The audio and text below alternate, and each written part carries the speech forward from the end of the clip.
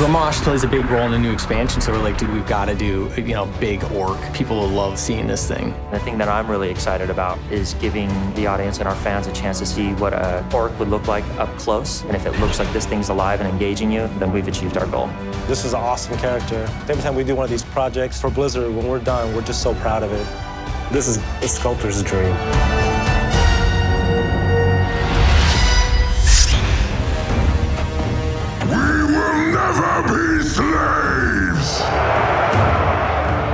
Grommash has been in Warcraft lore for a really long time.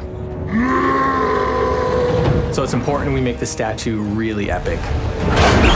The first thing we do is we build a maquette. It's a preliminary sculpt that you do to capture the essence of the final piece.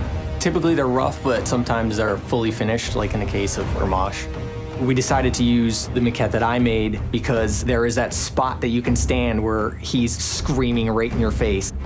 I'm super excited to see where Steve will take this. I'm Steve Wang, and this is Alliance Studio. We do concept art, we do 3D digital modeling, printing, all the way to doing statues for game companies. I've been working with Blizzard now for about 10 years. The first project that I did for Blizzard was Nova, and it led to doing Illidan, Kerrigan, Jim Raynor, and Tyrael. Steve Wang and his crew operate on a level of badassery that is unmatched. We've been working together for roughly 10 years. Different experience, right?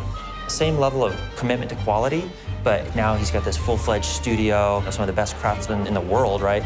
Now he's adopted a lot of the 3D technologies. He's got the full production environment, which makes the end product better. So we did a scan of the maquette, and then what we did was Eddie straightened them out, which allowed us to print it to scale. So we have some sort of physical reference when we do the sculpture. Right.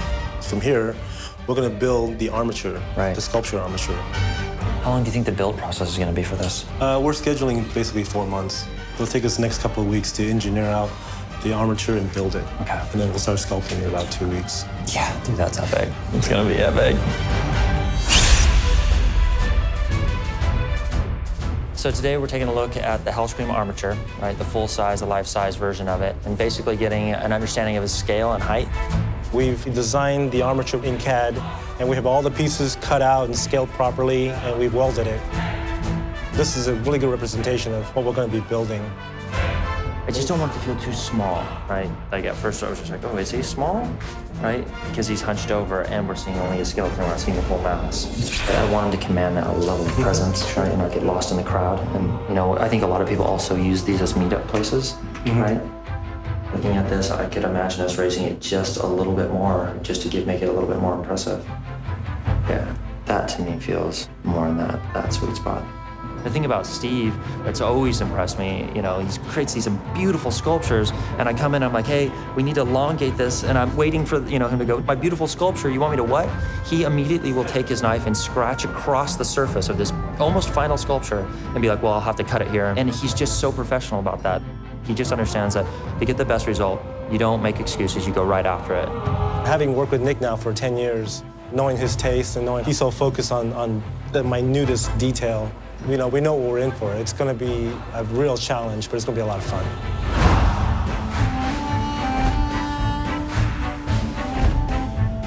Your face is so awesome. I think it makes him more impressive. When you see the thing that he slayed, understand the lore behind it and how this guy's enslaved them, right? And now he's on top of it, like claiming it. He's actually scaled down, right? Oh, really? Yeah. But when we were doing the maquette, it was just like, we took Manaroth, right, chopped them up, put them underneath, right, just to scale it. And I'm like, this isn't gonna work, because in the cinematic, you don't see that. He just comes down, plunges on them, and then we cut. We're gonna have this steam coming up out of the mouth, right? Mm-hmm. It'll be getting cut by the teeth, which will look so awesome. Yeah, steam coming out. The eyes, we're gonna do a little animation on it. Like, it's just kind of like dimming, like it's dying. Oh, awesome. And we'll just do a little bit of animation. Play with that as well. Dude, that's gonna look so good.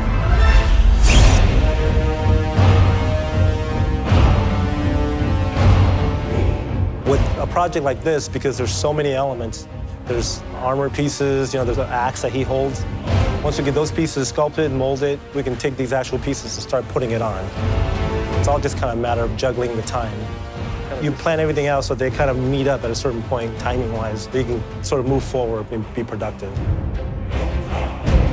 The progress at which Steve and his team is working is unparalleled. Seeing at the rate at which they're producing this, quality, I've never seen anything like this. Oh my God.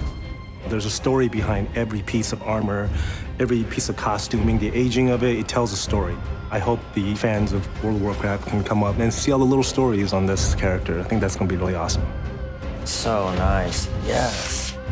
I can't wait for the rest of the world to see it. I can't wait for BlizzCon to see this. I think it's going to be something really special.